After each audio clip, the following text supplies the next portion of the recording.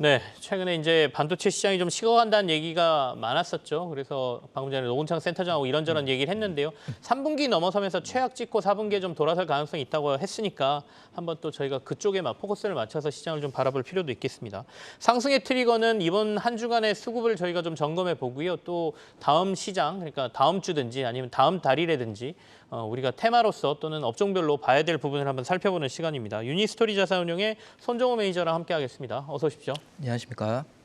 이번 주 수급을 한번 점검해 볼까요? 어디로 좀 수급이 쏠렸습니까? 네, 이번 주 상위에서 수급이 집중된 대표적인 섹터는 지난주 방송에서 설명드린 바가 있는 폐배터리 재활용과 관련해서 코스모화학, 에코프로, 세비캠과 같은 종목들이 수급이 집중되었습니다. 네네. 미국 전기차 시장이 성장하게 되면 미국 현지에서 배터리와 배터리 소재 생산이 중요해지고 중국산 광물을 배제한 광물의 소싱이 중요해진다고 말씀드렸습니다. 그렇기 때문에 폐배터리 재활용이 중요한 산업으로 성장할 것이라고 설명을 드렸고요.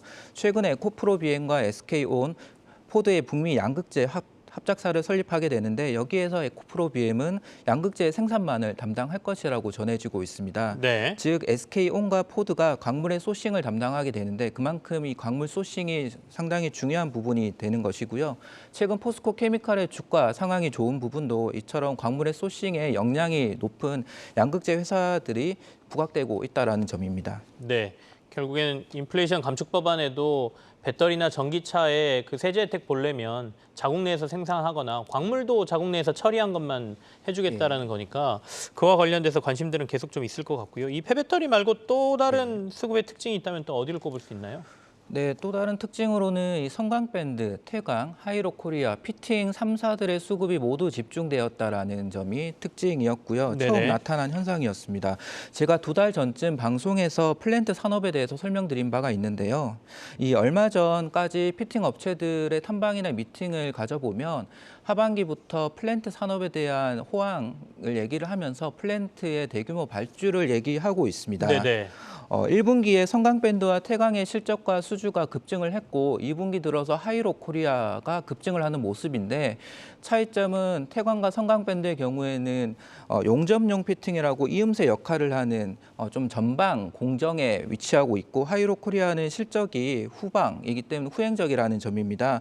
이 세 개 업체가 모두 실적이 급성장한다는 점은 이 플랜트 산업이 본격적인 호황을 맞고 있다는 것을 의미를 할 것이고요. 네. 그래서 방송에서 설명드린 대로 피팅 업체들이 이렇게 언급을 하게 되면 대규모 플랜트 발주가 곧 나올 수 있다는 기대감이 있고 이와 관련해서 대형 건설사 중에서 EPC 역량이 높은 현대건설, 삼성엔지니어링과 같은 업체들을 볼 필요가 있고 이들과 같이 수주가 기대되는 네. 기자재 업체의 DYPNF라는 종목도 눈여겨보시면 좋을 것 같습니다.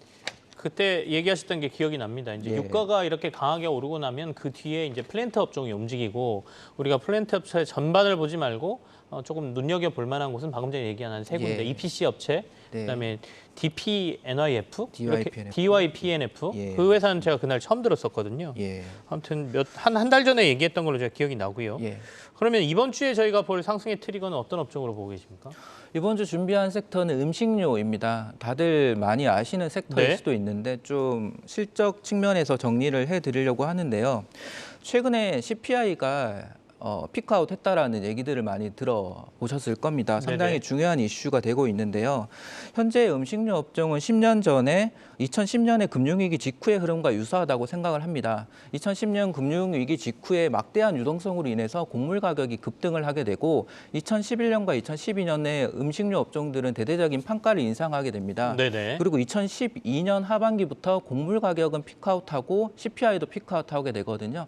그때부터 본격적인 음식료 업종들의 대세 상승이 시작이 되었습니다. 물론 2012년 하반기부터 2015년 상반기까지는 중국 소비시장 성장 이슈나 1인 가구 수에 따른 가공식품 HMR이라고 하는 이 산업의 성장 이슈도 있었는데 더욱 가장 중요한 부분은 이 판가 인상 이후에 CPI가 하락하게 되면서 물가가 하락하면서 이런 식품 네. 업체들의 실적이 좋아졌다라는 부분입니다. 음식료 업종의 경우에는 이번 2분기 실적이 상당히 중요할 전망인데요. 곡물 가격은 하락하고 있지만은 하반기 실적에 대한 기대감은 높지 않은 상황입니다. 이유는 이 원재료의 투입에 따른 레깅 효과 때문인데요. 만약에 2분기 실적 발표가 긍정적으로 나오게 된다면 하반기 실적 우려를 거칠 수 있고 내년에 실적 전망도 상향될 수 있다라고 볼 수 있습니다. 상당히 재밌는 포인트입니다. CPI가 정점 찍고 곡물 가격 떨어지기 시작하면 도리어 음식료 관련된 주가는 과거에 오른 적이 있었다 이 얘기니까 지금 딱 상황이 그거거든요. 그러면 음식료 업종 최근에 실적이 좀 괜찮은 것 같은데 한번 점검해 볼까요? 네, 음식료 업종 최근에 CJ제일제당, 롯데칠성, SPC 삼립이 실적 발표를 했고요. 모두 서프라이즈가 나왔습니다. 음식료 업종의 실적을 이해하기 위해서 먼저 제가 작성한 실적 도식도를 한번 살펴보시면요. 네. 실적은 P 곱하기 Q 빼기 C로 간단화해서 지난 음식료 업종의 흐름을 생각해 보신다면 가격 면에서는 판가가 인상이 되었고 수요 면에서는 리오프닝, 수출 확대, 신제품 유입 트렌드 세 가지 요인들이 제한적으로 성장을 했습니다. 그리고 비용 측면에서는 곡물 가격이 상승을 하고 환율이 상승하는 흐름으로 오히려 악영향을 미쳤고요. 하지만 이제부터는 음식료 업종의 실적을 보시면 판매 가격은 추가 인상에 대한 기대감이 있고 수요는 좀 더 확대될 수 있다는 기대감이 있고 특히 비용적인 측면에서는 곡물 가격과 환율이 안정되게 된다면은 네. 음식료 업종의 마진은 점차 확대되는 부분이 있습니다. 일단 가격과 비용 측면에서 한번 살펴보자라는 말씀이신데 곡물 가격 상황하고 판매 가격 인상에 대해서 어떤 관계가 있는지 조금 더 구체적으로 들어볼까요? 네. 곡물 가격 지수의 추이를 보시면 네. 작년에 인플레이션 영향으로 평년 대비해서 30% 정도 급등을 했습니다. 이 곡물 가격 지수가 30% 정도 급등하게 되면은요, 이 가공식품의 경우에는 10% 상승할 때마다 3.4% 정도의 원가가 상승하게 됩니다. 즉 30%의 곡물 가격이 상승하면은 판가는 10% 정도를 인상을 해야만 이 마진을 방어할 수 있다라는 수준이 되는데요. 작년에 이 전쟁 이슈 때문에 추가적으로 곡물 가격이 30% 이상 급등을 하게 됩니다. 따라서 하반기에 이 음식료 업체들은 수익성을 방어하기 위해서 추가적인 판가 인상을 해야 되는 상황이 된 것이고요. 이 곡물 가격이 급등하게 되면 1차적으로는 먼저 조미료, 기름 등의 1차 가공식품의 판가 인상이 시작이 됩니다. 이후에 시리얼, 기능성 음료, 즉석 식품 등의 2차 가공식품의 판가 인상이 진행되는데요. 최근에 보시면 제가 제빵업체인 SPC 삼립이나 롯데제과 경우에는 작년에 이어서 추가적인 하반기에 판가 인상을 예고하고 있고요. 글로벌로 보더라도 크래프트 하인즈, 맥도날드와 같은 업체들도 판가 인상을 예상하고 있습니다. 1차 가공식품과 2차 가공식품을 구분해보면 1차 가공식품은 주로 기업들을 대상으로 하는 비즈니스, 2차 가공식품은 소비자들을 대상으로 하는 비즈니스인데요. 2차 가공식품의 경우에는 판가를 인상하는데 가격적인 이런 저항이 높지만은 한번 인상하게 되면은 굉장히 경직적이기 때문에 하락을 잘 하지는 않습니다. 그래서 곡물 가격이 하락하게 되면은 마진의 상승이 후행적으로 장기적으로 지속된다는 특징이 있습니다. 자, 그럼 이제 지금 보시는 분들은 그래서 뭘 볼까 우리 이렇게 물어보실 것 같거든요. 관심 둬야 될 기업들은 어디입니까? 네, 결론은 P, C 중요하지만은 Q가 성장하는 종목을 봐야 되는데요. Q 결국 판매량, 생산량, 이 물량이 증가할 수 있는 업종 측면에서 투자 포인트를 세 가지를 정리를 해봤습니다.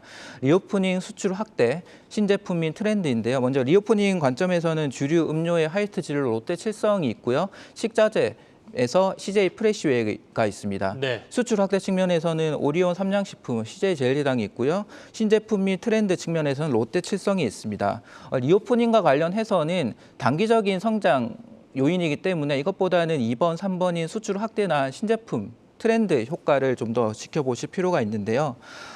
음식료 업종의 2022년 매출액과 영업이익의 성장률을 비교한 표를 보시면 둘 다 높게 성장을 하는 기업의 경우에는 45도 각도로 우측 위에 포진하게 되는데요. 오리온, SPC 삼립, 롯데칠성과 같은 종목들이 있습니다. 오늘 저는 오리온하고 롯데칠성에 대해서 먼저 설명드리려고 합니다. 그중에서는 그래도 롯데칠성하고 칠성. 오리온을 네. 주목할 필요가 있다 이런 말씀이시죠? 예. 시간이 그렇게 많지가 않아서 좀 간략하게 네. 보겠습니다. 롯데칠성부터 얘기할까요? 네, 롯데칠성은 매출액에서 3분의 2가 네. 음료 부분, 3분의 1이 주류 부분이다. 이렇게 간단하게 이해하시면 되고 음료 부분에서 핵심 투자 포인트는 제로 탄산 음료의 성장입니다. 최근 1년 동안 이 국내 시장에서 제로 콜라의 판매는 350% 성장을 했고요. 제로 사이다의 판매는 250% 성장을 했습니다. 온라인의 경우에는 콜라 중에서 제로 콜라의 거래 비중은 70%에 이르는 상황이고요. 최근에 미국에 상장되어 있는 셀시어스라고 하는 기업은 코로나 이후에 주가가 무려 20배가 급등을 했습니다. 저칼로리와 체지방 소모에 도움이 되는 성분들로 건강 에너지 음료를 판매하는데요. 이 건강에 대한 관심이 증대 연대되면서 이런 맛은 있으면서 칼로리는 낮고 오히려 이런 체지방의 감소 효과를 가지고 있는 음료에 대한 성장성이 꾸준하게 높을 전망인데요. 이런 롯데칠성은 탄산음료, 제로 탄산음료뿐만 아니라 내년에 체지방 감소 효과를 보이는 건강에너지도 네. 개발할 예정입니다.